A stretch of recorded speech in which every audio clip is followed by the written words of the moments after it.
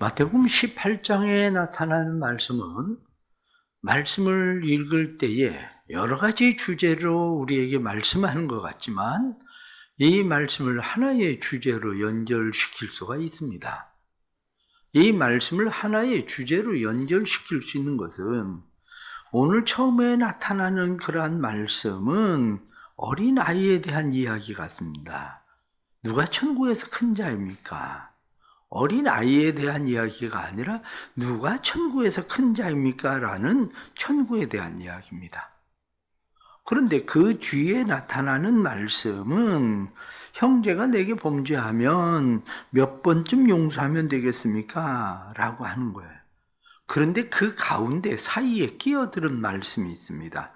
그것은 15절부터 나타난 내 형제가 죄를 범하거든. 이 이야기는 예수님께서 먼저 꺼내십니다. 예수님께서 형제가 내게 죄를 범하거든. 그러면서 예수님께서 그 사람에게 가서 너희가 그를 용서해라. 그런 이야기입니다. 그리고 그것을 듣지 않으면 두세 사람이 가서 그 뒤에 나타난 말씀은 이것은 너희가 기도에 대한 이야기로 또 우리가 넘어가는 것처럼 보입니다. 그런데 사실은 기도에 대한 이야기가 아니라 교회에 대한 이야기입니다. 두세 사람이 내 이름으로 모인 곳에서 기도하는 교회 공동체에 대한 이야기입니다. 결국 천국에 대한 이야기예요. 이야기도. 그리고 그 뒤에 또 다시 나타난 말씀을 보면 베드로가 그때에 그럼 우리는 7번쯤 용서하면 됩니까? 라고 이야기하는 질문에 대해서 예수님은 다시 23절에 그러므로 천국은 이렇게 또 다시 천국에 대한 이야기로 돌아갑니다. 다시 말씀을 정리하면 그렇습니다. 18장은 천국에서 시작해서 천국으로 끝나는 얘기예요. 사실은 용서에 대한 이야기를 하는 것 같지만 용서에 대한 이야기를 하는 그것이 용서하는 곳이 어딘가? 이게 얘기하는 거야. 용서하는 곳이 천국이다. 그런데 용서하는 공동체가 어디냐? 용서하는 공동체가 교회다. 이렇게 얘기하고 있는 겁니다. 그러면 말씀을 좀 더 이해하기 위해서 이렇게 생각을 해 보십시오. 오늘 앞에서 나타난 말씀을 보면 예수께서 이르시되 천국에서는 누가 크니까? 라고 제자들이 묻는 질문에 어린아이 하나를 불러서 그 가운데 세우고 이야기합니다. 천국에서는 어린아이와 같이 되지 아니하면 거긴 들어가지도 못한다. 이때 당시의 어린아이에 대한 생각을 지금 시대의 어린아이로 생각하면 안 됩니다. 왜냐하면 지금 시대에야 어린아이들이 무슨 생각을 합니까? 자기가 뭐든지 다 할 수 있는 것처럼 생각하는 시대입니다. 왜냐하면 아이를 하나 둘 키우니까 부모가 전부 다 제공해주고 전부 다 해주는데 엄청난 착각을 하고 살아가요, 아이들이.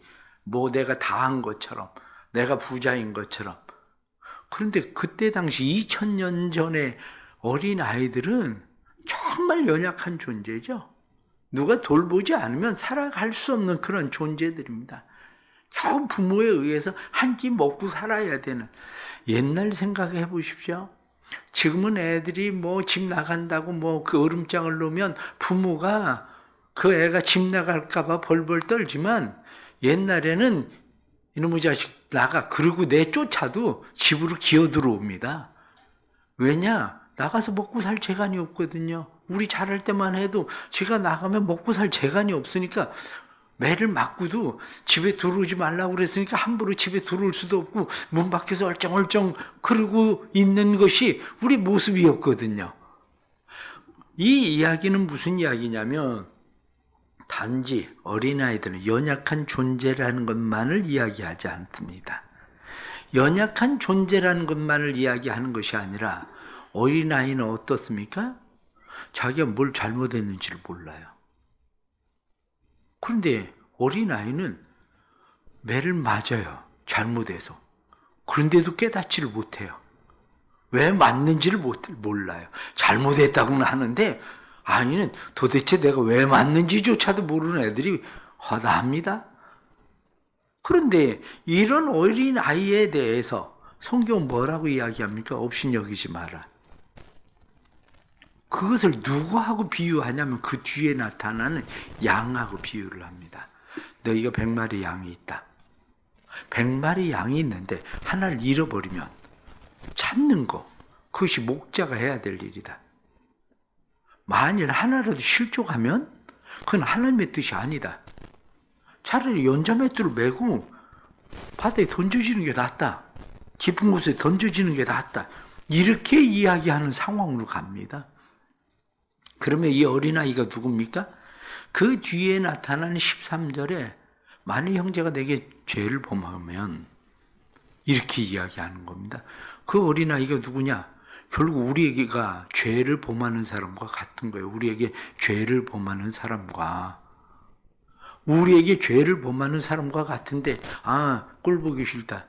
이게 아니라 성경은 뭐라고 이야기하냐면 너는 그 사람과 상대해라. 너와만 상대해라. 가해자가 찾아와야 되는 겁니까? 피해자가 찾아가야 되는 겁니까? 원래는 가해자가 찾아와야죠. 가해자가 와서 잘못했다, 미안하다, 용서해달라. 그런데 문제는 뭡니까? 가해자는 내가 뭘 잘못했는지를 모르는데 뭘 용서를 해요? 용서를 구합니까? 그러니까 그는 두 다리 뻗고 잠 잘 자는 겁니다. 피해자가 밤새 잠 못 자고 끙끙거리는 거죠. 근데 그 다음날 아침에 누가 찾아가야 되겠습니까? 가해자는 절대 찾아오지 않습니다. 내가 뭘 잘못했는지 모르니까. 그러니까 누가 찾아가게 되느냐면 피해자가 찾아가는 겁니다. 성경에 나타난 말씀은 너와 그 사람과만 상대해서 가서 네가 가라? 네가 가서 그와 상대해라. 그래도 안 들으면 네가 두세 사람 데리고 가서 그것을 얘기해라. 그래도 안 들으면 교회에 말하고 교회가 그 일을 해라. 그런데 교회가 말 안 들으면 내버려라. 이렇게 이야기하는 것처럼 보입니다. 만일 교회 말도 듣지 않으면 이방인과 세리같이 여기라? 이렇게 말씀하고 있는데 성경이 말씀하고 있는 중요한 핵심이 뭡니까? 너희가 이방인과 세리와 같으면 안 된다는 거예요. 이방인과 세리와 같은 것이 아니라 너희가 해야 되는 것이 그 뒤에 나타난 말씀을 뭐라고 이야기하냐면 기도에 대한 이야기로 끌고 갑니다.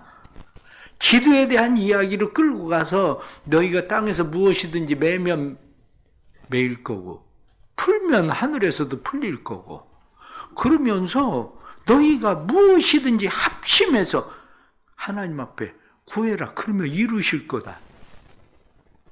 무슨 이야기 합니까? 교회가 그를 잃어버리지 않기 위해서 기도해야 된다는 거예요. 이방인같이 취급해서 내버리는 게 아니라 사실은 교회가 그들을 위해서 기도해라. 두세 사람이 모인 곳에 내가 그들과 함께 있다. 그 이야기는 예수님이 내 마음이 그 마음이야. 그 얘기하고 있는 거죠. 나는 하나라도 잃어버리기를 원하지 않아. 아버지의 뜻은 하나라도 잃어버리는 걸 원하지 않아. 내 마음이 그 마음이야. 나는 그렇게 기도하는 사람들과 함께 있을 거야. 그 이야기를 들은 베드로가 뭐라고 이야기합니까? 선생님, 그러면 우리가 7번쯤 용서하면 되겠습니까?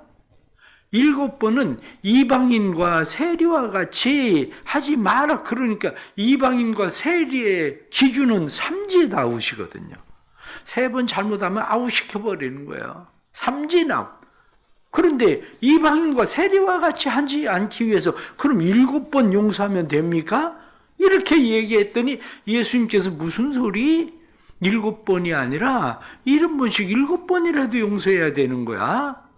그러면서 1만 달란트 탕감 받은 사람이 100데나리온 빚진 자기 동관 하나를 만나서 그를 멱살을 잡고 내가 너 때문에 얼마나 수치를 당한지 아니? 그리고 그 사람을 감옥에 집어넣었다. 그런데 그 모습을 본 사람들이 참 어처구니 없게 여겨서 왕에게 그것을 이야기했더니 그 사람을 다시 감옥에 집어넣었다. 이렇게 이야기하는 거죠. 그러면서 너희가 각각 마음으로 형제를 용서하지 아니하면 나의 하늘 아버지께서도 너희에게 이와 같이 하시리라. 나의 하늘 아버지. 하늘에 대해서, 하나님의 나라에 대해서, 천국에 대해서 다시 이야기합니다. 오늘 말씀을 들으면서 우리는 다시 정리를 해야 돼요. 다시 정리를 해야 되는 게 뭐냐? 가장 첫 번째는 관점, 시선입니다. 오늘 성경 말씀을 대할 때 우리의 관점, 우리의 시선이 어떠냐면 율법적 관점이에요. 율법적 시선입니다. 그 얘기는 무슨 얘기냐면 성경에 용서하라고 했다. 이런 거죠. 용서하라고 했다. 그러니까 그래 용서하라고 했으니까 뭐 어쩌겠어. 우리가 용서하려고 노력은 해야지. 용서하려고 해봐야지. 7번은 아니라 70번씩이라도 용서하려고 해봐야지. 그러나 성경이 말하고 있는 관점은 그거 아닙니다. 성경이 말씀하고 있는 관점은 율법적 관점이 아니라 은혜의 관점이에요. 어린 아이를 소홀히 여기지 마라. 어린 아이 같은 자가 천국에 들어간다. 다시 말하면 내가 용서하지 못할 만한 사람, 그 사람은 저런 인간은 천국에서 만나도 안 되는데, 그래서 옛날 사람들은 무슨 얘기를 합니까? 천국 가면 시어머니 만날까 봐 천국 가기 싫다고 얘기할 정도로 우리의 마음 가운데 사람들은 가지고 있는 생각이 뭐냐면, 그래 저런 사람하고 같이 천국 가면 안 되지, 이렇게 생각할지 모르지만 성경은 뭐라고 이야기하냐면 오히려 천국이 그 사람들의 곳이야. 자기 잘못도 모르고 죄도 깨닫지 못하고 이러는 사람들의 곳이야. 이렇게 얘기합니다. 그게 말이 됩니까? 그게 가능한 일입니까? 그러나 율법의 관점이 아니라 복음의 관점을 가지고 보면, 그럼 난 천국에 들어갈 자격이 있어 천국에 들어갈 사람입니까? 내가 원래 그렇게 의롭고 깨끗해서 나는 천국에 들어갈 수 있는 자격을 갖춘 사람인가? 그 얘기예요. 성경은 너는 1만 달란트 빚진 사람이야. 너는 네가 천국에 들어갈 자격이 있는 사람처럼 생각하지만 너는 1만 달란트 빚진 사람이고 그 사람은 100데나리온 빚진 사람이야. 그런데 너 그걸 어떻게 비교하니?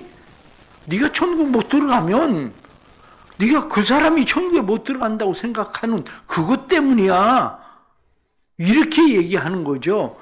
내가 그 사람은 저런 인간은 천국에 들어가면 안 돼. 저런 인간을 하나님 받아주시면 안 돼. 어떻게 저런 인간을 하나님 받아주시오? 이렇게 생각하는 그것이 문제야.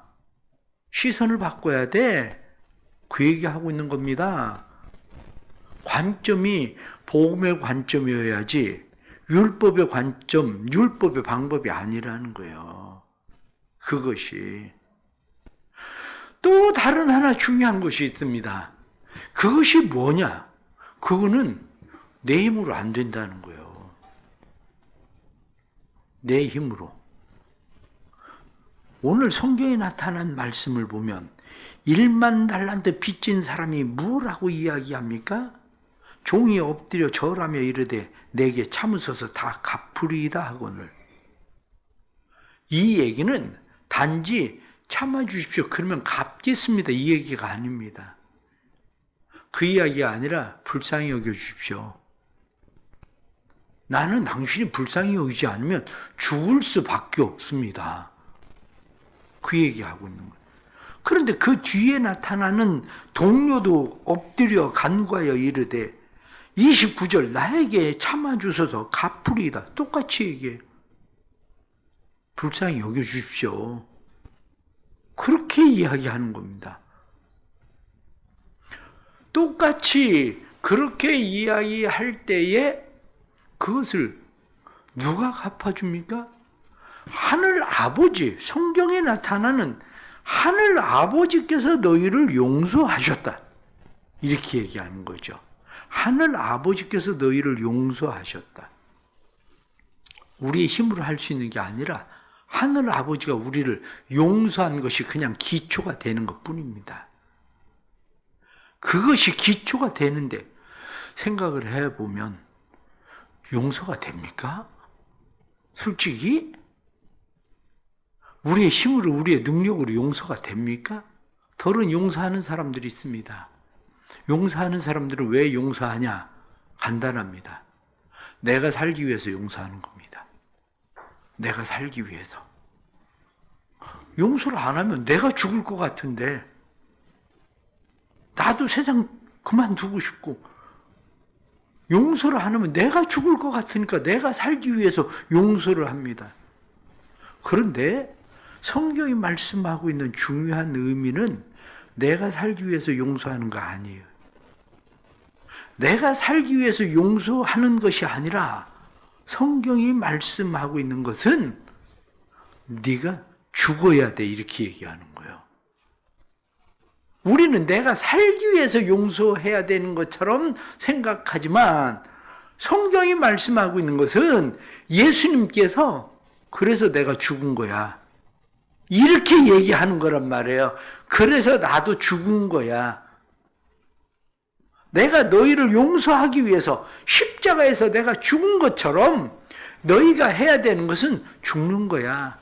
내가 그리스도와 함께 십자가 못 박혀 죽었나니 이렇게 말하고 있는, 죽어야 되는 거야. 그럼 어떻게 해야 죽습니까? 그것을 바로 가운데 끼워 넣어져 있는 기도라는 거예요. 기도. 교회 공동체는 어떤 공동체입니까? 용서하는 공동체. 그걸 바꾸어서 이야기하면 기도하는 공동체예요. 기도하지 않으면 용서가 안 됩니다. 기도하지 않으면 내가 죽을 수가 없습니다. 우린 살기 위해서 발버둥 치는 사람들이지 죽기 위해서 발버둥 치는 사람들이 아닙니다. 그런데 성경이 우리에게 말씀하고 있는 것은 두세 사람이 모인 곳, 그것이 어떤 곳입니까?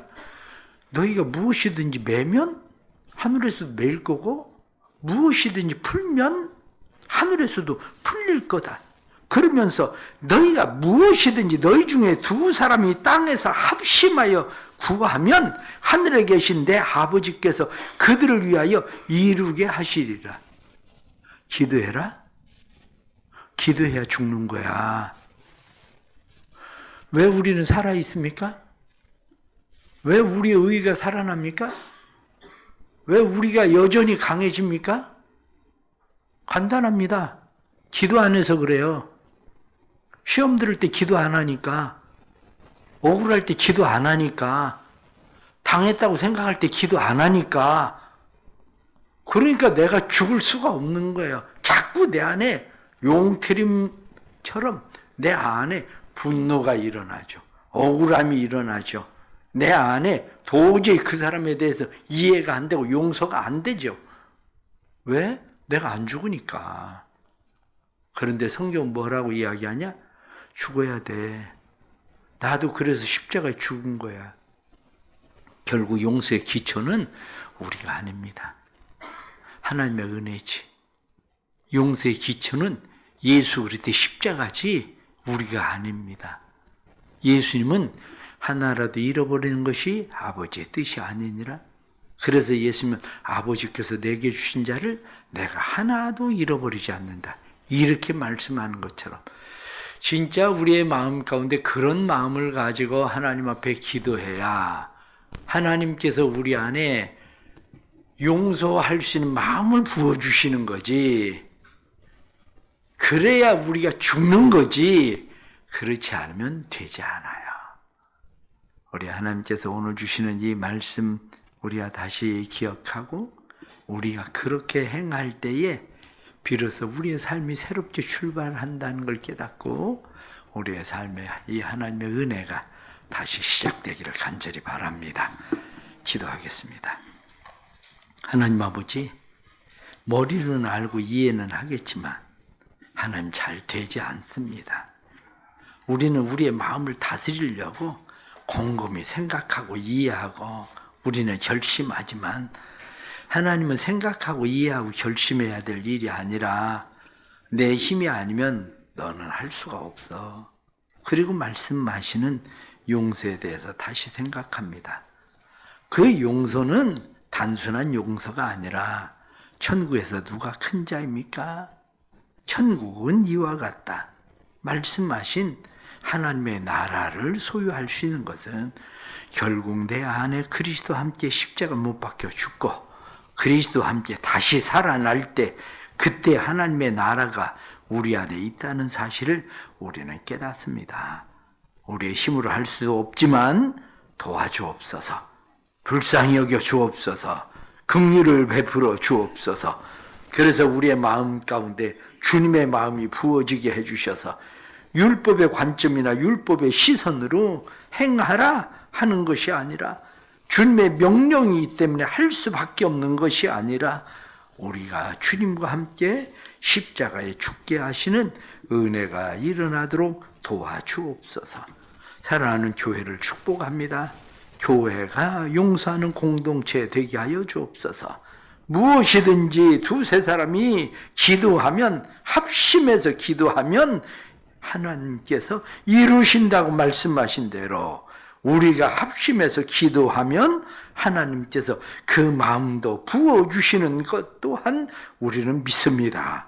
성령님 도와주셔서 주님의 은혜가 넘치는 교회, 하나님의 나라가 이루어지는 교회, 용서의 공동체, 그래서 우리 모두가 하나님의 나라를 이루어가도록 역사해 주옵소서. 오늘 하루를 살아갈 힘을 주옵소서.